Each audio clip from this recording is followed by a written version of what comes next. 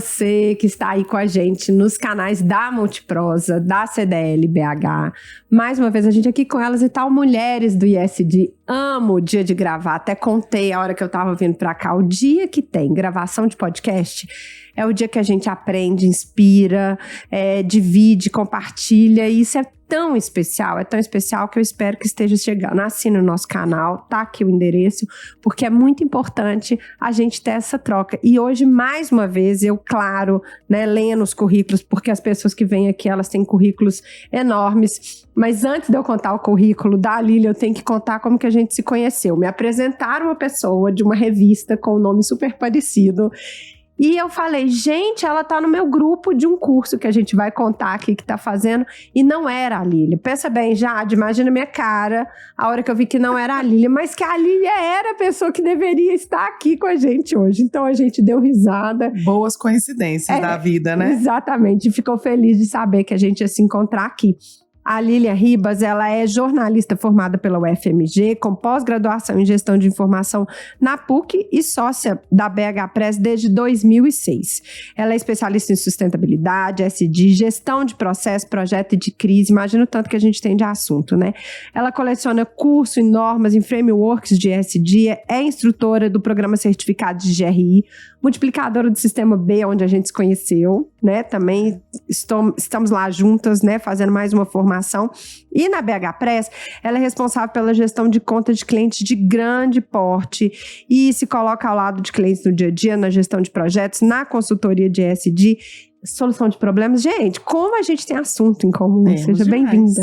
Obrigada, Samara. Muito feliz com essa feliz coincidência, né? Feliz coincidência. De o curso ter trazido uma colega de trabalho e que tem uma visão, né, de vida e de negócios e de mundo parecida. Fico muito feliz e muito obrigada pelo convite. Ai, gente, que bom, eu tenho certeza. Me conta já primeiro da BH Press. Você não participou da fundação, mas está lá há muito tempo, né? Sim, esse ano fiz, na verdade, 20 anos. Né? A BH Press Comunicação e Sustentabilidade foi fundada em 95. Quer dizer, ano que vem a gente faz 30 anos de atuação no mercado. A BH Press foi fundada pela Ana e pela Dulce, que são hoje, né, eu sou sócia delas hoje. E eu cheguei em 2004. A gente começou muito como uma agência de comunicação, obviamente, né? Somos jornalistas de formação. E à medida que o cenário da comunicação foi se tornando mais complexo, né? Com outros desafios, a agência também foi se especializando e abrindo outras frentes de trabalho. E aí que, né, ao longo dos anos, a gente vem acompanhando essa jornada aí da sustentabilidade, hoje mais conhecido como ESG, mas que é sustentabilidade, né, que é uma parte da sustentabilidade, é o que a gente já faz há muitos anos, né? O nosso primeiro relatório de sustentabilidade foi em 2002. E já tinha esse nome? Já tinha esse nome, mas era assim, tabela e base, né? Sim. Do Betinho, que foi assim, um grande começo de tudo, fazia o balanço social. E depois outras normas foram aparecendo, as normas do Instituto Ethos, depois surgiu a GRI, né? Que é o principal produto, norma, né? Uma norma para elaboração de relatórios, assim como a gente tem normas ISO, tem a norma para elaboração de relatórios, tem algumas outras, mas essa segue sendo a principal.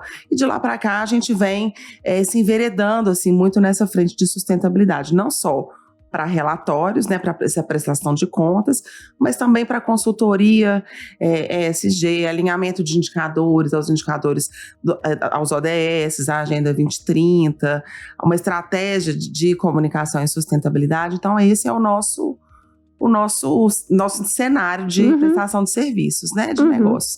Temos também os clientes que são de comunicação interna, comunicação com comunidade, com acionista, né, com a imprensa. Esse é o nosso mercado. Hoje nós somos aproximadamente 60 pessoas. Nossa, é grande. É um hub de soluções. É um hub de soluções. Nossa sede é em Belo Horizonte. E a gente trabalha no formato híbrido, né, desde a pandemia, que foi um ganho enorme pra gente, assim, em termos de posicionamento, de qualidade de vida e de conciliar, né? Sim. Você é mãe, eu sou mãe, nós somos mulheres, são tantos pratinhos. Isso para o nosso público interno, que é majoritariamente feminino, é fundamental. E é muito importante. Tem coisas que vocês já sabem que não estão no roteiro, né? Inclusive os brindes lindos que eu ganhei. Olha só, gente, essa preocupação, né, da BH Press Walk the Talk, né? Tem que walk the talk, não tem jeito. Não tem jeito, não tem jeito. Então, um kit completamente precisa de ser coerente com o que ela fala. E enquanto você estava falando, essa pergunta não está no roteiro, tá?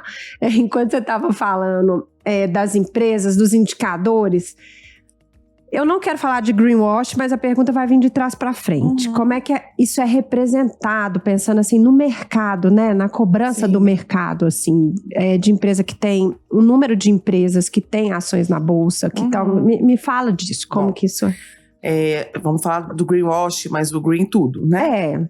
Eu descobri outro dia pinkwashing, tem, né? Pinkwashing, rainbow washing. Rainbow washing, na verdade, é um compromisso que não é com a transparência, né? E assim, infelizmente, a gente vê muito no mercado. E eu falo assim, na nossa equipe, no nosso núcleo de relatórios, que eu vejo que esse é o nosso grande papel, da gente flagrar esse tipo de prática que não corresponde à realidade e dar um outro direcionamento, um outro encaminhamento, né? Agora, em relação a isso no mercado, é cada vez mais vigiado, o espaço cada vez menor. O mercado cobra, assim. Cobra muito, já cobrou menos, tem cobrado cada vez mais. E há várias formas. Da mesma forma que a gente detecta mais facilmente fake news hoje, nós como cidadãos, né? Não tem fonte, facilmente viraliza. A mesma coisa acontece com o greenwash. A gente flagra muito mais facilmente, né? Não tem dados, falar eu sou não sei o que verde. E não é bem assim que as coisas acontecem. A sustentabilidade, ela é uma jornada. Não adianta a gente assim, eu acordei hoje, eu quero ser sustentável e eu vou subir de elevador. Não é possível. Não dá. Então, ainda existe greenwash, a gente tem que estar vigilante, atento, sabe? Assim, eu digo assim, lê alguma coisa de uma empresa que você admira, vai tentar ver na prática, olha no site, nas redes sociais, conhece alguém que trabalha lá, conversa, né? Porque muitas coisas podem surgir. A gente viu mesmo ontem essa polêmica das roupas, das Olimpíadas. Eu falei, será que eu conto, né? Eu conto ou você conta? E é tão engraçado que quando a gente tá sintonizado, tem nada a ver, mas assim, essa semana eu fiz uma pergunta pro meu marido, ele falou assim, como que eu saberia disso? Eu falei, depende, eu recebi, por exemplo, essa polêmica dos uniformes, né? Não é possível que você não tá acompanhando, mas se você não recebe aquele tipo de informação, se não é do seu meio, né? Pode ser que você fique fora e, enfim, concentre outras coisas. Mas essa dos uniformes, eu imagino que quem é nosso ouvinte, assinante do canal, esteja acompanhando.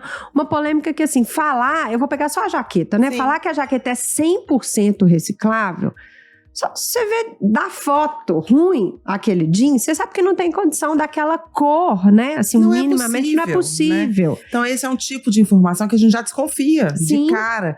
É 100% reciclável? Depois você vai ler assim, não precisa nem escavar, não. Você tira ali uma casquinha e já vai entender que é 20, e que já é um número bom. Assim? Seria um número bom, poderia ser um posicionamento, primeiro que seria um posicionamento verdadeiro, mais coerente, então já seria bom, né? E segundo, porque é melhor, né? É o que se espera, né? É o que se espera, assim, um jeans não é 100% reciclável. Não é. E veio do relatório de sustentabilidade da empresa, né? Exatamente. Então, muitas pessoas ainda veem o relatório, assim, como um documento chato, um documento de blá, blá, blá, mas não é. É um documento que aponta o compromisso da empresa, aonde está o compromisso e a energia da empresa com a sustentabilidade.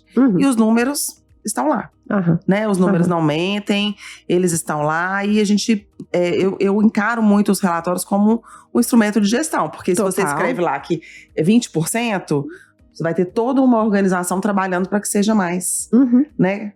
E que persiga aquilo lá. E transforme aquilo assim em OKRs, né? Exatamente. E aí a gente vai trabalhar em cima daquilo ali. Não é só uma carta de intenções.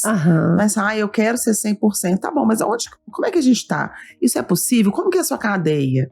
Né? Como que é o descarte? É todo um processo. Né? E como que eu vou chegar lá, né? Assim, dentro do que é o objetivo estratégico da empresa, tá coerente eu sair de 20% e chegar em 50% de um objetivo sustentável?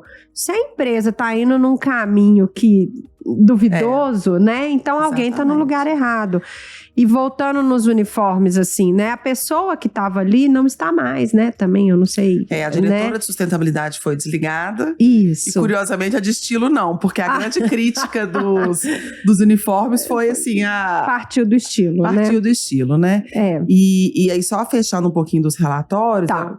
Assim, não é o relatório das coisas boas que a gente fez no ano passado, sabe? Então, isso é o relatório ele também. tem que dar a transparência e ser um compromisso com o que aconteceu, com a realidade. Não adianta eu falar assim, né, meu jeans é 100%, mas a realidade não é essa. Minha cadeia é sustentável, mas a realidade não é essa. E como que é isso? Assim, por exemplo, quando a gente tem grandes episódios, né? Vamos falar assim, né? Como que o relatório traz, sei lá, vamos pensar, um vazamento, né? Uma situação assim atípica, tá? Como que o relatório traz isso? Bom, o relatório traz seguindo o posicionamento da empresa, mas com um compromisso com a verdade, ali com a transparência. Então, digamos assim, uma empresa que teve um vazamento e que contaminou um rio. Ok. Né? Esse fato ocorreu. Então, o problema não é falar o que aconteceu isso no relatório. O problema é o fato ter ocorrido e o relatório, então, vai relatar aquele fato e vai dizer quais as ações que a empresa, então, faz para mitigar os seus impactos, né? E para evitar que novas ocorrências, né? Que isso ocorra de novo novamente. Então, o relatório, ele traz um retrato da realidade. Se eu tenho uma indústria e eu tenho um acidente fatal… O problema não é eu relatar no meu, né, não é eu reportar que eu tive um acidente fatal. É eu ter tido um acidente fatal e eu observar quais são os meus controles, como que eu preservo a vida ali do meu colaborador. Então, o relatório ele vai muito nesse sentido, das lições aprendidas e do que é feito para mitigar. Né? Então, a gente traz ali a informação e o contexto, o compromisso da empresa e o que é feito para mitigar. Isso, e assim, quando eu falo das normas, da GRI, até do IBASE, do ETS, na época agora IFRS, SASB, são caminhos que nos mostram assim, o que perguntar. Então, se eu vou fazer um relatório sobre esse podcast, eu não vou tirar as perguntas da minha cabeça de forma aleatória, eu já tenho ali um cardápio, né, do que é importante para cada setor. Tá? Então, as normas, elas ajudam a gente a… Vou chegar num restaurante e eu vou pedir o quê? Deixa eu olhar aqui o cardápio. É o cardápio, né? É o cardápio. E aí, agora vamos olhar para dentro da BH Press, né? Se vocês, não é que cobra, não é palavra, se vocês reportam, né, tudo isso de uma empresa, vocês também têm que olhar para dentro, né? E aí, vamos pensar, liderança feminina, né? E o quadro. Então, assim, eu imagino, de novo, para quem tá ouvindo a gente, sabe o tanto que a gente fala sobre o empreendedorismo feminino, o tanto que a gente amarra isso com as ODS, com os nossos compromissos. Então, se a BH Press, ela reporta isso, ela também deve estar praticando, né? E como que isso funciona lá dentro? Bom, de uma forma muito orgânica. Assim, a BH Press, lá em 95, foi fundada por mulheres, inclusive com uma mulher preta na liderança, hoje, nossa liderança, nossa diretoria é 100% feminina e o nosso quadro, aproximadamente 80% das pessoas são mulheres. Legal. Né? Então, isso é algo que a gente valoriza, e não só a mulher como população minorizada, não minoritária, né? É diferente. Mas também outros estratos, né? Buscando ter uma diversidade do nosso público interno, sendo um espaço acolhedor e que todos possam desenvolver seu melhor potencial. Né? E vocês, por exemplo, ontem eu tive uma experiência de, num canteiro de obra, ter uma sala de lactante. Acho incrível. Adoro quando eu vejo essa situação. Quais são as ações que vocês lá dentro? Porque me conta um pouco assim, os objetivos da BH Press. Como empresa do Sistema B, né? O que vocês estão trabalhando? O próprio projeto BH Press 2030, né? E como que isso tudo amarra, né? Porque tem uma caminhada aí. É uma jornada, né? Isso. Bom, então assim, a história da BH Press, né? tem quase 30 anos de história, e a gente vem construindo essa vivência em sustentabilidade. Aham. Já era um desejo, assim, eu sei que prestadores de serviço, né, a gente presta serviço para outras empresas e algumas vezes a gente precisa se organizar para prestar para a gente interno, né?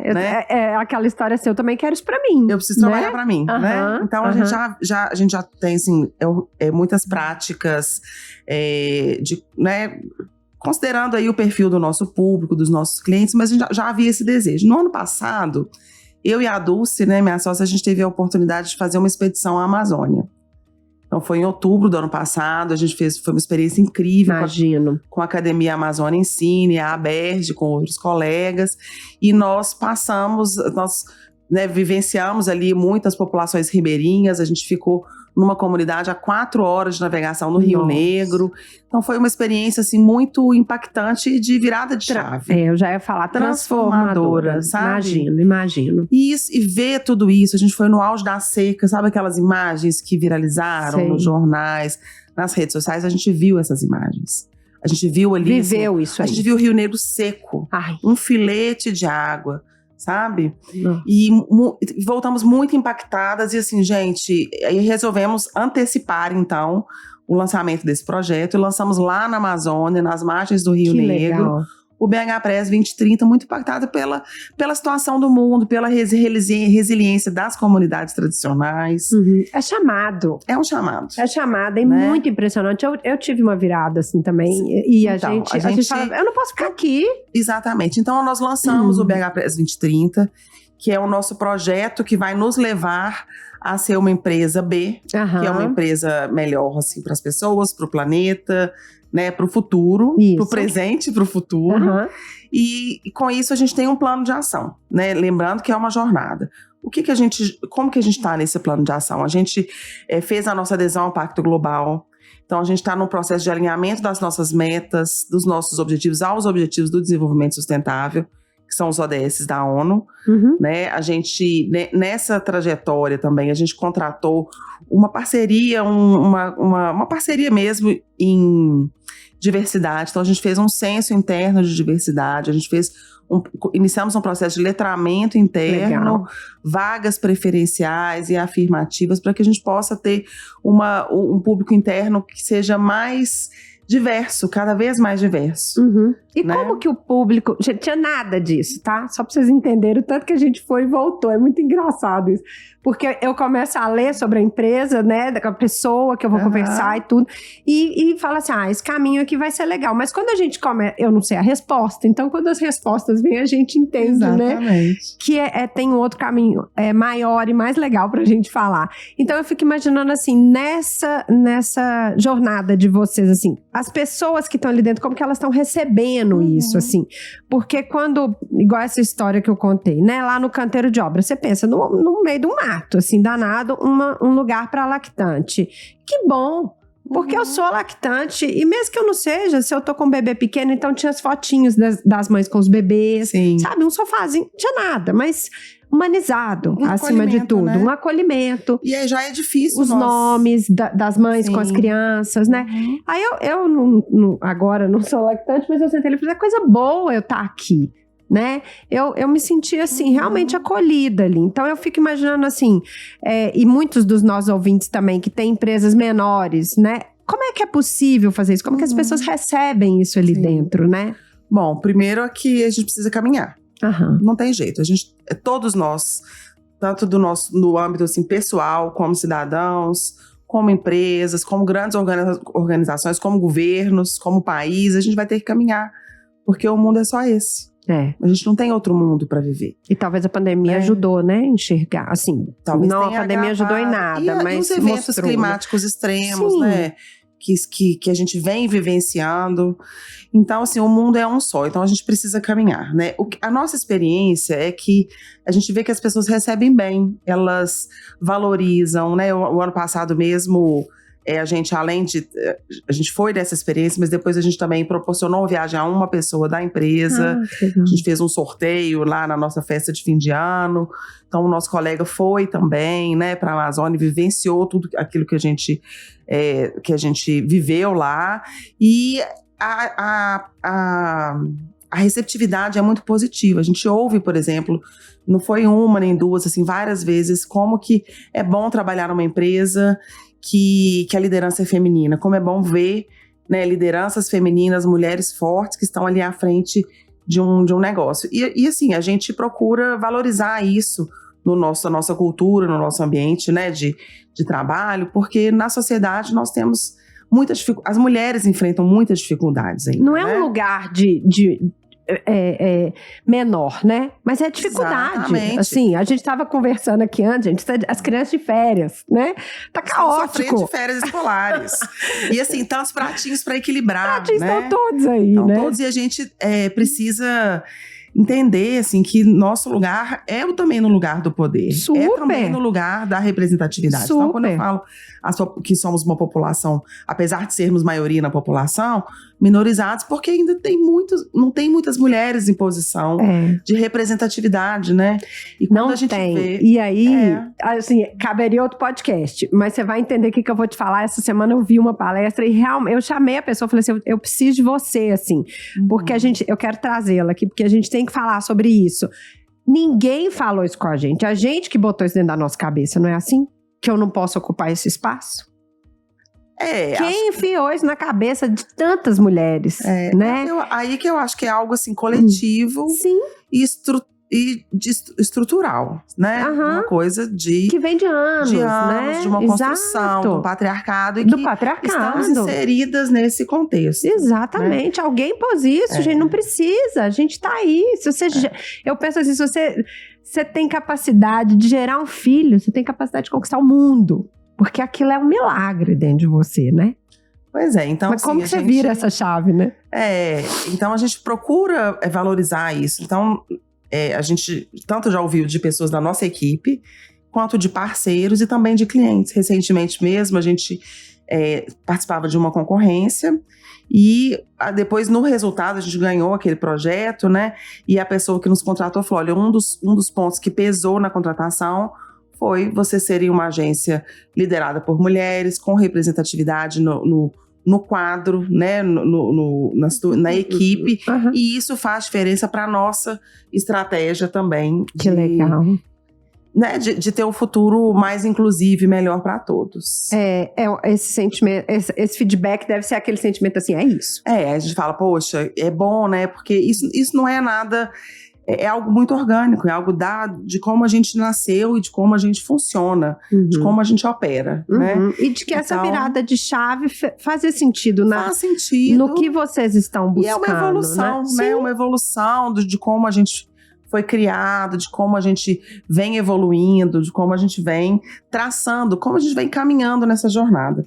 E o que eu falo, assim, para os clientes, para colegas, para família... Para quem está começando, usa aquela câmera ali, assim, como é que é isso? Assim? É preciso ter coragem para começar. É preciso olhar aquela escadaria lá e às vezes o objetivo parece distante, né?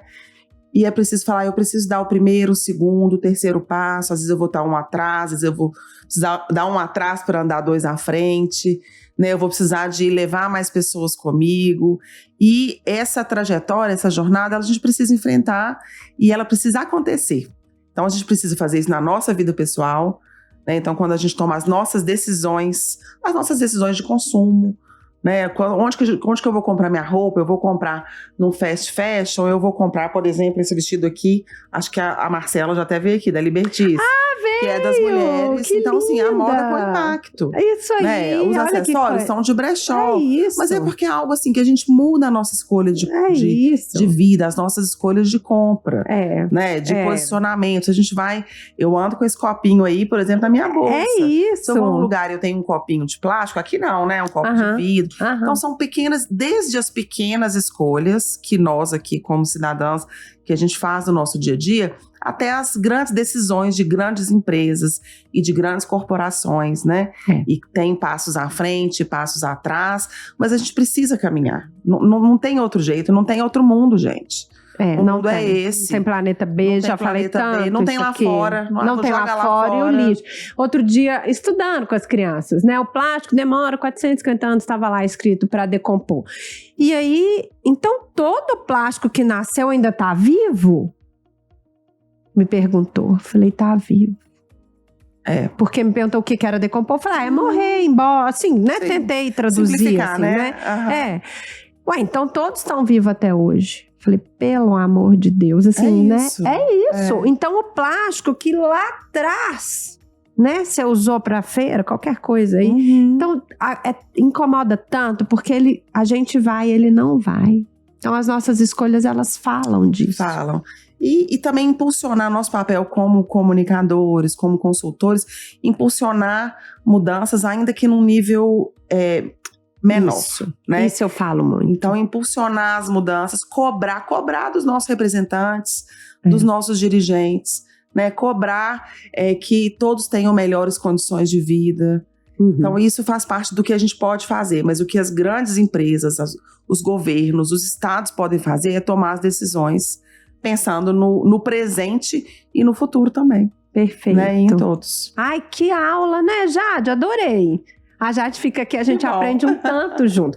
Me conta, deixa os seus arrobas, onde a gente te encontra, né? Sim. Nas redes sociais, enfim, onde que é o caminho mais fácil para os nossos ouvintes que se interessaram, gostaram da história, né? Querem se conectar. Legal. Bom, BH Press, então o nosso site bhpress.com.br, @bhpresscomunica, nós estamos em todas as redes, né? Instagram, LinkedIn, e o meu pessoal é Lilian Ribas. É isso aí, você me encontra em todas as redes também. Ah, muito obrigada, viu? Eu Feliz que agradeço, demais. foi uma grande alegria te encontrar tanto no curso, nessa jornada, e vamos continuar caminhando. Perfeito, né? Obrigada.